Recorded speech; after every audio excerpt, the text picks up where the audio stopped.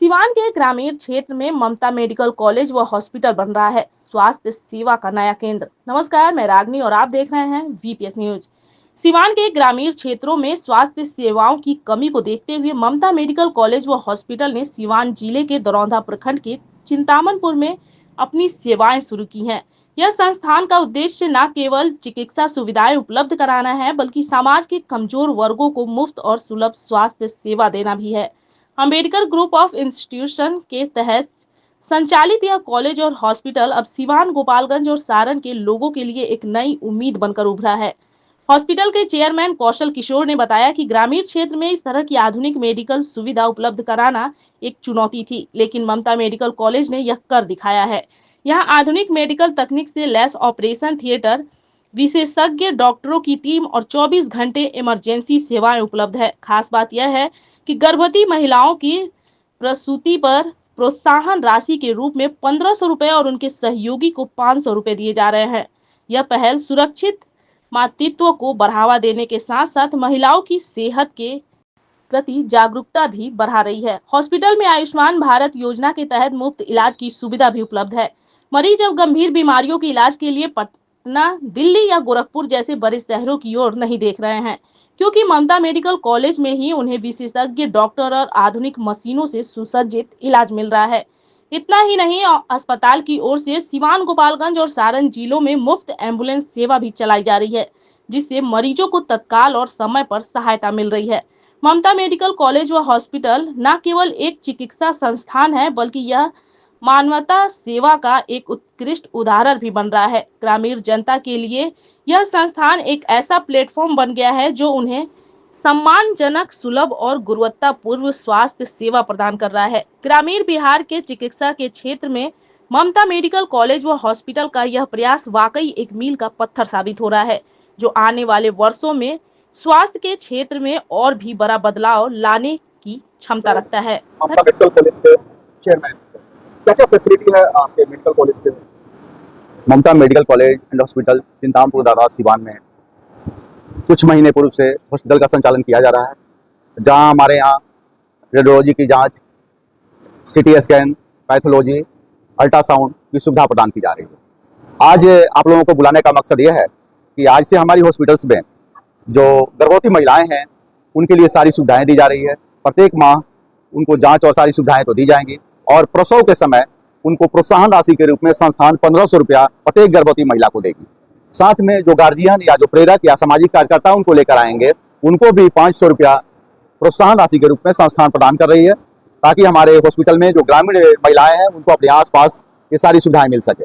साथ ही जो गर्भवती महिलाएं हैं 3 माह के गर्भधारण के उपरांत यहाँ जांच की सुविधा प्रति माह प्रदान की जाएगी, और उस जांच सुविधा पे उनको साथ ही साथ सारी जांच भी फ्री दी जाएगी और सारी दवाइयाँ भी उनको फ्री दी जाएगी, और साथ ही हॉस्पिटल की एम्बुलेंस उनको घर से ले जाने और ले आने का कार्य करेगी।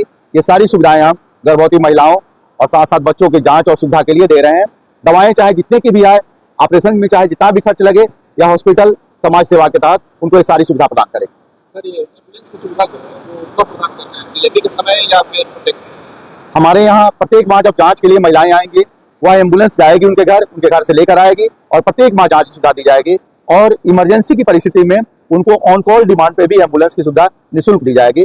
भर्ती होने वाले मरीजों को खाना भी निःशुल्क दिया जाएगा, और उनके अटेंडेंट को यहाँ रहने के लिए उनका भी केयर किया जाएगा, ताकि अटेंडेंट को कोई दिक्कत नहीं। अच्छा, एक चीज इसमें क्लियर कर दिया जाए, जैसे इमरजेंसी आपने बोला, कहीं एक्सीडेंटल केस होता है, निश्चित तौर पर एक्सीडेंटल केस में जो लोग आते हैं उनका तत्काल इलाज, उपाय और जो ऑपरेशन की सुविधा है हमारे संस्थान में उनको निःशुल्क प्रदान की जा रही है। तो जिस तरह लगातार आपके स्वास्थ्य में लगातार अलग अलग कार्य किया जा रहा है, तरीकों की लगातार सहूलियत दी जा रही है, आखिर ये सोच कैसे? ममता मेडिकल कॉलेज एंड हॉस्पिटल की स्थापना अम्बेडकर ग्रुप ऑफ इंस्टीट्यूशन के तहत की गई है। कुछ लोगों को ज्ञात भी होगा कि अम्बेडकर ग्रुप ऑफ इंस्टीट्यूशन आज के डेट में मोर देन 40 कॉलेजेस का संचालन पूरे बिहार में कर रही है। पटना, सासाराम, भागलपुर और सिवान, डिफरेंट जगहों पर हम लोग कर रहे हैं।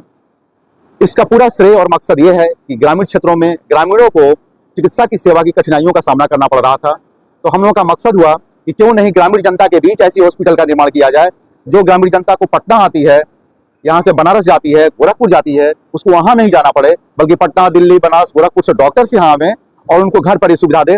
और हमारा उद्देश्य मानवता की सेवा है। हम धन्यवाद देंगे अपने चिकित्सकों को जो विभिन्न शहरों में डिफरेंट डिफरेंट जगहों पर काम करने के बाद इस ग्रामीण क्षेत्र में उन्होंने चयन किया कि हम ग्रामीण जनता की सेवा करेंगे। तो हमारे साथ साथ ऐसे चिकित्सकों का कारवां संख्या बढ़ती चली जा रही है जो ग्रामीण क्षेत्र में सेवा देना चाहते हैं।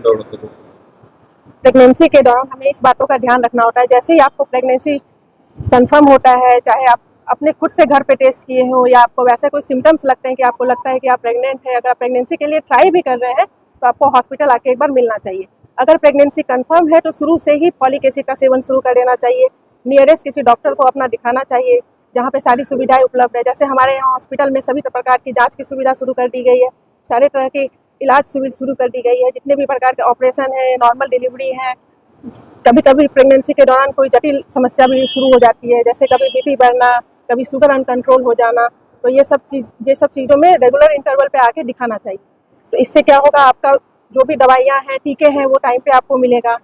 और साथ ही आपका जब भी आपका डिलीवरी का टाइम आता है तो आपको डॉक्टरों द्वारा पहले ही बता दिया जाएगा खान पान का सेवन क्या करना चाहिए, किन चीज़ों से बच के रहना चाहिए। ये सारी चीज़ें आपको अच्छे से सही बात डाइट में क्या लेना चाहिए जो महिलाओं को अच्छे स्वस्थ रहें?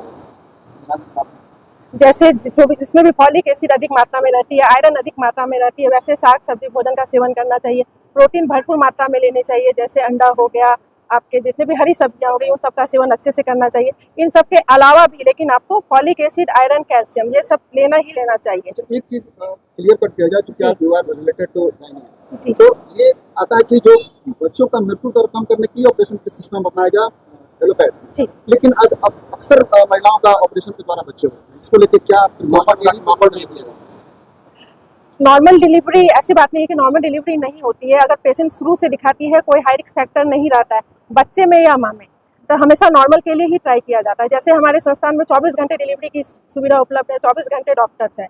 अगर पेशेंट को कोई भी हाई रिस्क फैक्टर नहीं है माँ की ओर से या बच्चे की ओर से, तो नॉर्मल ही ट्राई किया जाएगा, नॉर्मल ही किया जाएगा डिलीवरी। लेकिन कोई समस्या है, अगर बच्चे को या माँ को या नॉर्मल का ट्रायल लिया जा रहा है, उस टाइम कोई समस्या शुरू हो जाता है, तभी हम लोग ऑपरेशन के क्या होता है आमतौर पे देखा जा रहा है कि पीरियड्स के समय जो है वो काफी पेन से लोगों को जूझना पड़ता है, क्या उसका कोई उपाय है? आजकल हमारा खान पान, जैसे टीन एज में देखा गया है कि खान पान हमारा इतना ज़्यादा चेंज हुआ है कि जो आपके पीरियड्स होता है वो रेगुलर नहीं रहता है, वो आपका ठीक एक्सरसाइज घट गया है, बाहर के जंक फूड का सेवन बढ़ गया है, इसके कारण आपका पीरियड्स की सारी समस्याएं आती हैं। ठीक, अगर रेगुलर एक्सरसाइज किया जाए, खान पान ठीक रखा जाए, प्रॉपर मेडिकल ट्रीटमेंट लिया जाए, तो ये सारी दिक्कतें में आराम हो जाती है। अच्छा, एक हमको बता दिया जाए कि जो गर्भवती महिलाएं हैं या होने वाली हो, उनके लिए क्या संदेश होगा? जी, जैसे आपकी प्रेगनेंसी कंफर्म होती है, आप हॉस्पिटल आए, हमें दिखाएं, शुरू से जितनी भी ट्रीटमेंट आपको दी जा रही है वो लीजिए, समय समय पे टीका लीजिए। शुरू में आपको एक महीने में बुलाया जाता है, आइए मिलिए, कोई दिक्कत है तो पहले आके मिलिए। फिर आपको 15-15 दिन पे बुलाया जाता है, फर्स्ट तिमाही के बाद से फिर आके आप मिलिए। कोई भी दिक्कत आपको प्रेगनेंसी में आपको बताया जाता है कि हाई रिस्क क्या क्या है, आपको लगता है उसमें से कोई दिक्कत, कोई कॉम्प्लिकेशन, तो तुरंत आके मिलिए। हमेशा डॉक्टर के सुपरविजन में रहिए, खुद से अपना डॉक्टर नहीं बनना है।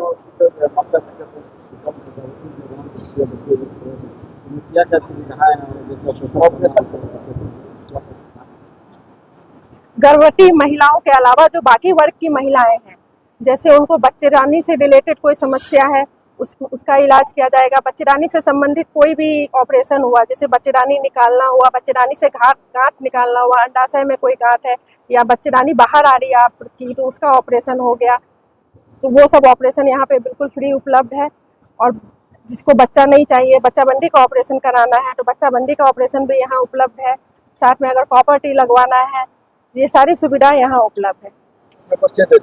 जी, मेरा नाम डॉक्टर नेहा हुआ, मैं MBBS MS ऑप्शन गायनी हूँ, मैंने BHU से अपना MS किया। ममता मेडिकल कॉलेज में जो है वो प्रेग्नेंट औरतों के लिए और खास करके नॉर्मल डिलीवरी के लिए क्या क्या सुविधा है उपलब्ध?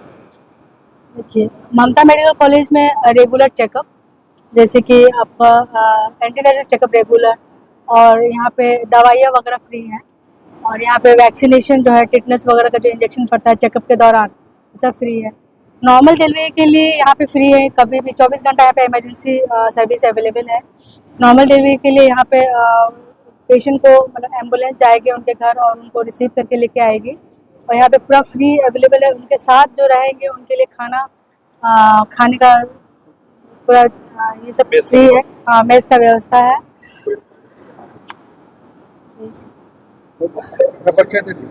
जी, मैं डॉक्टर शारदा, MBBS MS ऑप्शन गायनी, ममता मेडिकल कॉलेज में कार्यरत हूँ। क्या क्या मैं डॉक्टर प्रोफेसर अलका सिंह हूँ, मेडिकल सुपरिंटेंडेंट हूँ ममता मेडिकल कॉलेज में। साथ साथ मैं प्रोफेसर ऑफ पीडियाट्रिक्स भी हूँ, शिशु रोग विशेषज्ञ। तो शिशु रोग के अंदर शून्य मतलब जो नवजात शिशु हैं उस से लेकर 14 साल के बच्चे का हम लोग इलाज करते हैं।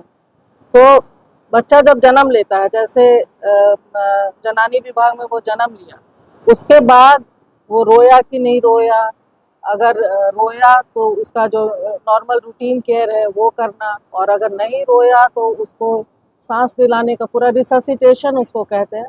तो वो सारा कैसे उसको सांस दी जाए, कैसे वो अपने सामान्य स्थिति में आ जाए, ये पूरी सुविधा उपलब्ध है। उसके लिए जो अम्बू बैग, लैरिंगोस्कोप और उससे रिलेटेड ट्रेंड डॉक्टर्स ये सारे यहाँ पे हैं जो उसको मदद कर सकते हैं उसकी। उसके बाद फिर हमारे पास एक नवजात शिशु गहन शिशु इकाई भी है, जिसे निकू कहते हैं, न्यूनेटल इंटेंसिव केयर यूनिट अंग्रेजी में बोलते हैं। और उसमें हमारे पास रेडिएंट वार्मर है। रेडिएंट वार्मर में बच्चे को सही टेम्परेचर पे रखना, सही तापमान पे रखना, उसका ऑक्सीजन, सक्शन, जिस चीज़ की भी ज़रूरत हो उस समय, अगर उसको IV लाइंस की ज़रूरत है तो वो लगाया जाता है, उसको पानी, दवा, तो ये सारी चीज़ें उससे रिलेटेड दवा आदि सभी कुछ उपलब्ध है। साथ साथ हमारे पास नर्सेज हैं उनके केयर के लिए, जो राउंड द क्लॉक पूरे 24 घंटे उनका केयर कर सकती हैं। अगर बच्चे को एडमिट करने की ज़रूरत पड़ी तब, अगर बच्चे को एडमिट करने की ज़रूरत नहीं पड़ी, बच्चा जन्म लेते ही रोने लगा, तो फिर उसको माँ के साथ रखा जाता है और जल्दी से जल्दी 1 घंटा के अंदर, आधे घंटे के अंदर उसको माँ का दूध पिलाना है। सबसे ज़रूरी चीज़ आजकल है कि माँ का दूध ही पिलाएं, और 6 महीने तक, पहले 6 महीने तक सिर्फ माँ का दूध पिलाएं। कोई भी बाहरी पानी, मिश्री, गाय का दूध ये सब नहीं देना है।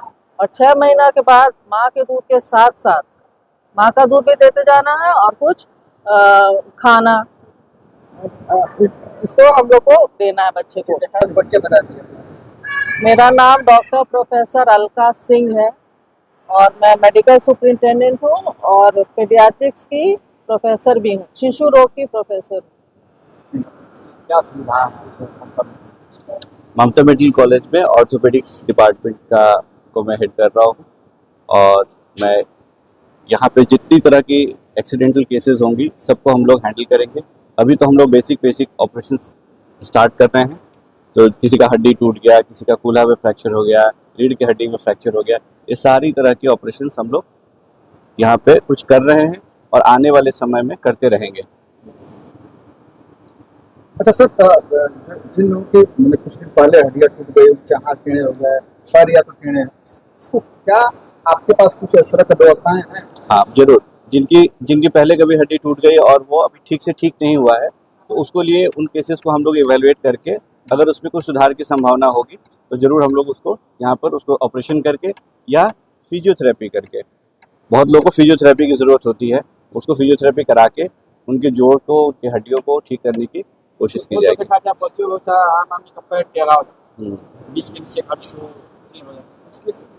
बहुत सारे बच्चे हमारे साथ पैदा होते हैं, उनकी जन्मजात उनका पैर टेढ़ा हो जाता है और उसके लिए उनको दूर दूर जाना पड़ता है, बड़े बड़े अस्पतालों में जाना पड़ता है जाके ठीक करवाने के लिए। लेकिन ये सुविधा अब जब यहाँ आ गया है तो हमारे इस अस्पताल में रहेगा। अच्छा, अक्सर मतलब ये देखा जाए तो ग्रामीण क्षेत्रों से लेकर शहरी क्षेत्रों में घुटने का दर्द से बहुत लोग परेशान। तो घुटने का दर्द एक सामान्य प्रॉब्लम है। जैसे हम बड़े हो रहे हैं, उम्र बढ़ता है, तो इसको एजिंग प्रोसेस कहते हैं। जैसे हमारा बाल झड़ता है, आंखों में मोतियाबिंद होता है, दांत खराब होता है, उसी तरह से ये सेकेंडरी अर्थराइटिस कहते हैं इसको। ये अर्थराइटिस कई प्रकार की होती है, तो ये लगभग आगे या पीछे सब आदमी को ग्रसित होना है इससे। तो हम लोगों का प्लान है, मैं स्पेशली इसमें ट्रेंड आदमी हूँ कि, और घुटने का जो जोड़ प्रत्यारोपण होता है जिसको अंग्रेजी में नी ट्रांसप्लांट कहते हैं, तो इसका मैं ट्रेंड डॉक्टर हूँ। मैं पहले फोर्टिस में था, अब यहाँ पे हम लोग ये सर्जरी आने वाले समय में भी करेंगे। और एक और अच्छी खबर देते हैं कि हमारे पास हम लोग कोशिश कर रहे हैं कि आयुष्मान भारत आ जाए। अगर आयुष्मान भारत जब हमारे यहाँ हो जाएगा तो ये घुटना प्रत्यारोपण की surgery, joint replacement surgery free of cost इस अस्पताल में हम लोग करने का लगभग प्रबंध कर चुके हैं। आने वाले समय में आप लोग को सुनने में आएगा। तो आपके ग्रामीण क्षेत्र में वो ऑपरेशन हम लोग करेंगे जो आप कभी सुनते होंगे देश विदेश में होता है। सर जो लोग बड़े बड़े शहरों में मिलती हो, क्या ममता मेडिकल कॉलेज हॉस्पिटल मिलेगी सर? एक बार अपना दोहराएं प्लीज। जो सुविधा बड़े बड़े हॉस्पिटल मिलती है, बड़े बड़े शहरों में जाना पड़ता है सुविधा के लिए, तो क्या सर ममता कॉलेज हॉस्पिटल मिलेगी? बड़े बड़े सुविधाओं की मैं ये तो नहीं कह सकता कि सारी सुविधाएं मिलेंगी, लेकिन हाँ ये बात जरूर है कि ये इस गोपालगंज, सिवान, छपरा इलाके का एक सबसे बड़ा अस्पताल खुलने जा रहा है, जिसमें कई तरह के बड़े बड़े डॉक्टर्स इससे जुड़ने की इच्छा रख रहे हैं। तो बहुत सारी सुविधाएं हम तो यहाँ जरूर आने वाले समय में ऐड कर देंगे, जोड़ देंगे। परिचय दे दीजिए। मेरा नाम डॉक्टर विपुल प्रकाश सिंह है। मैं ऑर्थोपेडिक सर्जन हूँ और मैं ट्रॉमा और जॉइंट रिप्लेसमेंट भी करता हूँ, और इस हॉस्पिटल का मैं चीफ ऑपरेटिंग ऑफिसर हूँ। तो यह हॉस्पिटल मेरे देख रेख पे हमारे चेयरमैन साहब और हमारी मैडम के संरक्षण में चलने वाला है। धन्यवाद।